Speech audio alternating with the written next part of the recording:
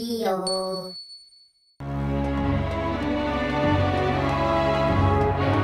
Abu Nawas menyuruh raja mencium pantatnya.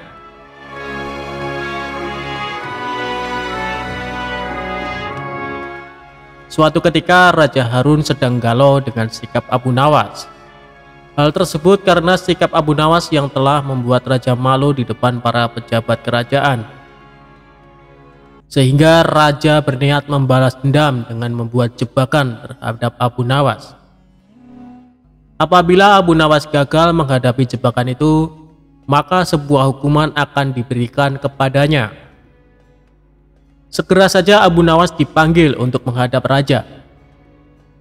Setibanya di istana kerajaan, Abu Nawas langsung dicecar dengan sebuah pertanyaan.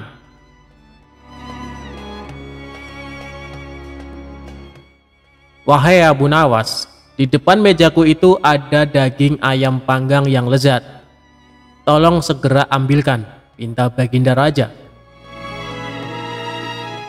Mendengar perintah sang raja membuat Abu Nawas tampak kebingungan. Karena baru kali ini ia disuruh mengambil makanan raja. "Mungkin raja sedang menjebakku, aku harus waspada," kata Abu Nawas dalam hati. Dengan rasa masih kebingungan itu, Abu Nawas akhirnya menuruti perintah sang raja. Setelah mengambil ayam panggang sang raja, Abu Nawas kemudian langsung memberikannya kepada raja. Namun sang raja belum langsung menerimanya. Ia bertanya lagi, "Abu Nawas, di tangan kamu ada sepotong ayam panggang lezat. Silahkan dinikmati," pinta baginda raja kembali. Tanpa pikir panjang, kali ini Abu Nawas langsung ingin menyantap ayam panggang tersebut. Tetapi tiba-tiba raja berkata lagi, "Tapi ingat Abu Nawas, dengarkan dulu petunjuknya. Jika kamu memotong paha ayam itu, maka aku akan memotong pahamu. Dan jika kamu memotong dada ayam itu, maka aku akan memotong dadamu. Tidak hanya itu saja, jika kamu memotong dan memakan kepala ayam itu, maka aku akan memotong kepalamu. Akan tetapi kalau kamu hanya mendiamkan saja ayam panggang itu, akibatnya kamu akan aku gantung," tegas baginda raja. Abu Nawas semakin kebingungan dengan petunjuk yang dititahkan raja. Dalam kebingungannya, ia semakin yakin jika hal itu hanya akal-akalan raja untuk menjebaknya dan kemudian bisa menghukumnya. Tidak hanya Abu Nawas yang tegang, semua pejabat kerajaan yang hadir di istana juga tampak tegang. Mereka hanya bisa menebak dalam hati tentang maksud dari perintah rajanya itu.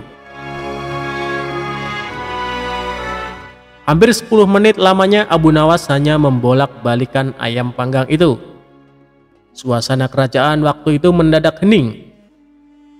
Akhirnya Abu Nawas mulai mendekatkan bagian pantat ayam panggang itu tepat di indera penciumannya. Beberapa menit kemudian ia mencium bagian pantat ayam bakar itu. Para hadirin yang datang semakin tegang dan bingung. Mereka tidak mengerti apa yang hendak dilakukan Abu Nawas. Setelah selesai mencium pantat ayam bakar itu, kemudian Abu Nawas berkata, "Jika saya harus memotong paha ayam ini, maka baginda akan memotong pahaku juga.